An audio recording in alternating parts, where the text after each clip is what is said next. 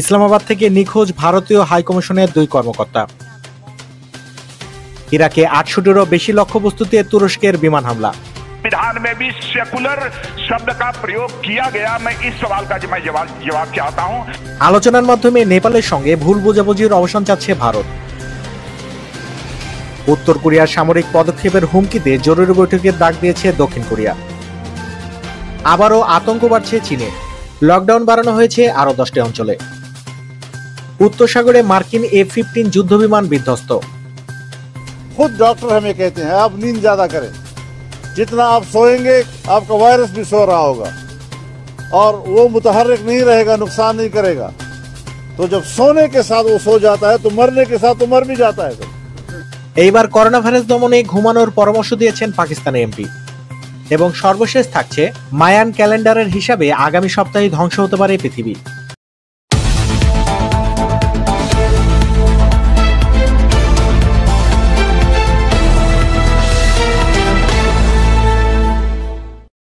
সবাইকে স্বাগত জানাচ্ছি আন্তর্জাতিক সময়ে।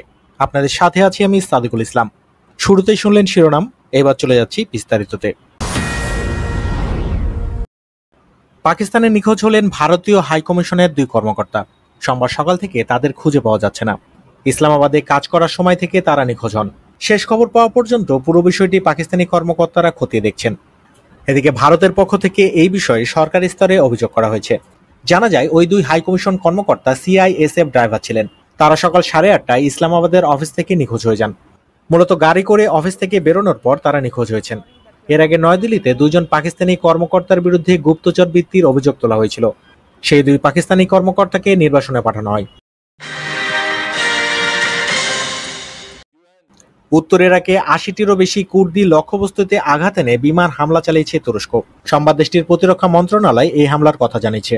আল জাজিরা জানিয়েছে অপারেশন ক্লু ইগল নামে ইরাকের উত্তরাঞ্চলে সন্দেহভাজন কয়েকটি অবস্থানে এসব হামলা চালানো হয়েছে। আর এই বিষয়ে তুর্কি প্রতিরক্ষা মন্ত্রণালয় জানিয়েছে ইরান সীমান্তের কাছে কান্দিল এলাকায় তুর্কি বিমানগুলো বোমাবর্ষণ করে। এদিকে মার্কিন যুক্তরাষ্ট্রের একটি F-15C যুদ্ধবিমান উত্তর সাগরে বিধ্বস্ত হয়েছে। বিমানটির পাইলট এখনও নিখোঁজ রয়েছেন। সোমবার স্থানীয় সময় সকালের দিকে মার্কিন এই যুদ্ধবিমান বিধ্বস্ত হয়। তবে তাৎক্ষণিকভাবে বিমানটি বিধ্বস্তের কারণ বিমানের পাইলটকে খুঁজে পেতে সহায়তা করতে ব্রিটেনের উদ্ধার ও তল্লাশি টিমের সদস্যরা কাজ শুরু করেছে। তবে বিবিসি বলছে বিমান বিধ্বস্তের কারণ এখনো জানা যায়নি।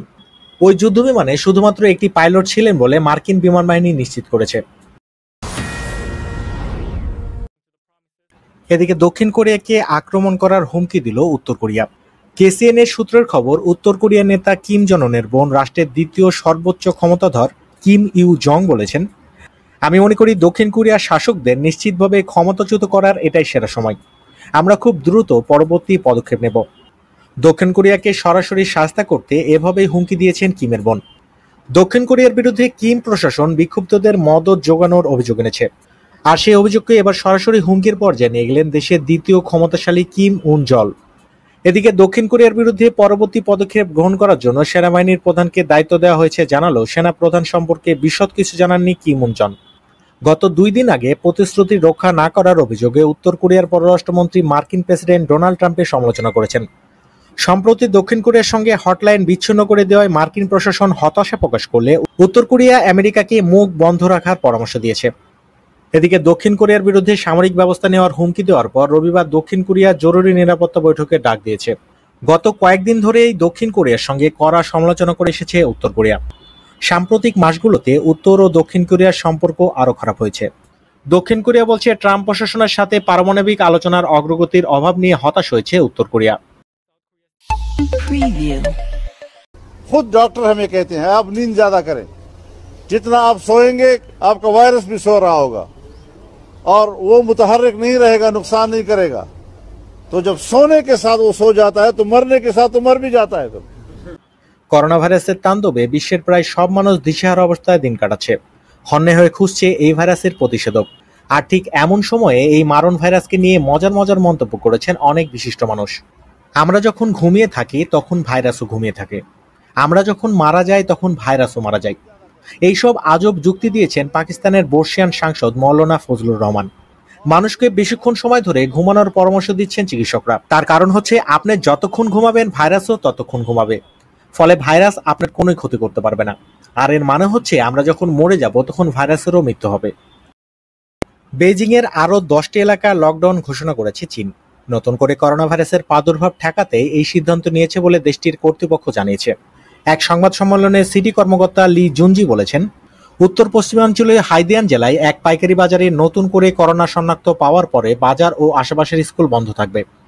চীনে গত 24 ঘন্টায় নতুন করে আক্রান্ত 49 জনের মধ্যে 10 জনই বহিরাগত, বাকি 39 জন বেইজিং এর স্থানীয়। এর আগের দিন দেশটিতে একদিনে আক্রান্তের সংখ্যা ছিল 57 জন, যা গত এপ্রিল মাসের মধ্যে চীনে একদিনে করোনা আক্রান্তের সর্বোচ্চ সংখ্যা। আর এমন পরিস্থিতিতে চীনে করোনা ভাইরাসের দ্বিতীয় ঢেউয়ের আশঙ্কা করছে বিশেষজ্ঞরা। विधान में भी सेकुलर शब्द का प्रयोग किया गया। मैं इस सवाल का मैं जवाब चाहता हूं। এদিকে নেপালের নতুন মানচিত্র নিয়ে বিতর্ক তুঙ্গে। ভারতের প্রবল আপত্তি অগ্রাহ্য করে নিজেদের সিদ্ধান্তে অটল রয়েছে নেপাল। অপেক্ষাকৃত ছোট এই দেশটি নয়াদিল্লিকে সাফ জানিয়ে দিয়েছে, ভারতের চাপের মুখে তারা কোনো কিছুতেই মানচিত্র বদলাবে না। আর এরই মধ্যে নতুন এই মানচিত্র বিল পার্লামেন্টে পাশ করে নিয়েছে তারা। আর বিষয়টি নিয়ে নয়াদিল্লির সঙ্গে টানাপোড়েন শুরু হয়েছে কাঠমান্ডুর।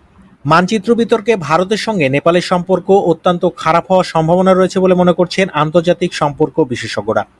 আর ঠিক তখনই ভারত ও নেপালের মধ্যে সম্পর্ককেও ভাঙতে পারবে না বলে মন্তব্য করেছেন ভারতের প্রতিরক্ষা মন্ত্রী রাজনাথ সিং।